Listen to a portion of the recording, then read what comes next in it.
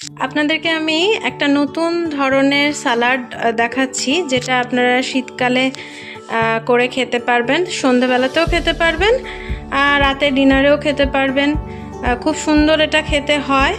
এটা এখন আমি কুকারে দুটো গাজর, একটা বিট আর একটা নতুন আলু সেদ্ধ বসিয়েছি।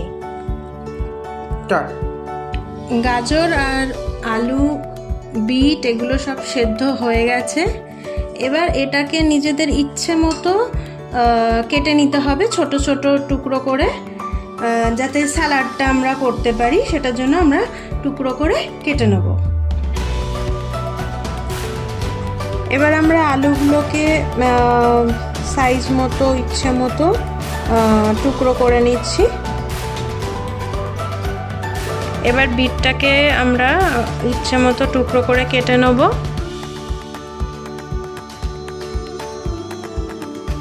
বিটটা আমরা এরকমভাবেই ছোট ছোট করে টুকরো করে নেব। এবার আমরা গাজরটা ওরকমভাবেই টুকরো করে নেব ছোট ছোট করে। এবার এগুলো সব টুকরো করা হয়ে গেছে। এগুলো এবার একটা মিক্সিং বাউলে মিক্স করে নেব।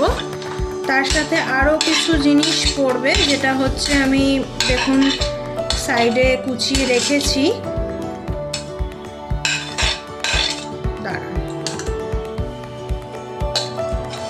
এটা খেতে খুব সুন্দর হয় আর শীতকালে এটা খেতে খুব ভালো লাগে, হেলদি অ্যান্ড টেস্টি।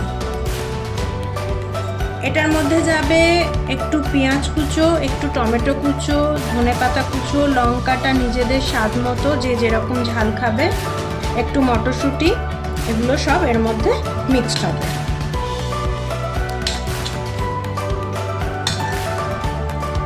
সব কাটা এগুলো দিয়ে দিয়েছি। এর মধ্যে যাবে হচ্ছে একটু নুন,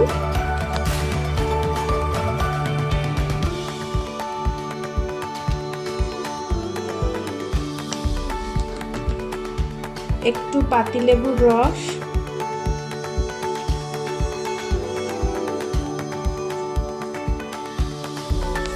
এটা স্বাদ মতো আপনারা দিতে পারেন, যেরকম যে একটু টক বেশি চাইলে টক বেশি বা টক কম চাইলে টক কম। এটা এবার ভালো করে মিক্স করতে হবে।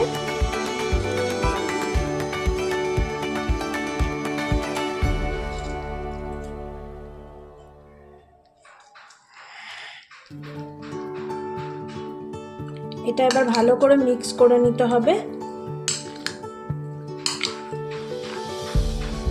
এটা খুব সুন্দর খেতে হয় আর খুব মানে হেলদি ব্যাপার, এটা ভীষণ হেলদি। আমার পাত্রটা হয়তো একটু ছোট হয়ে গেছে, বাট হয়ে যাচ্ছে এর মধ্যেই। এটা খুব ভালো খেতে হয়। আপনারা অবশ্যই শীতকালে এটা বানিয়ে খেয়ে দেখবেন এবং আমাকে জানাবেন কেমন লাগলো খেতে। এটা আপনারা শুধু মুখে খেতে পারেন, মুড়ির সাথে খেতে পারেন, রাতে ডিনারে খেতে পারেন, সব রকমভাবেই এটা খাওয়া যায়।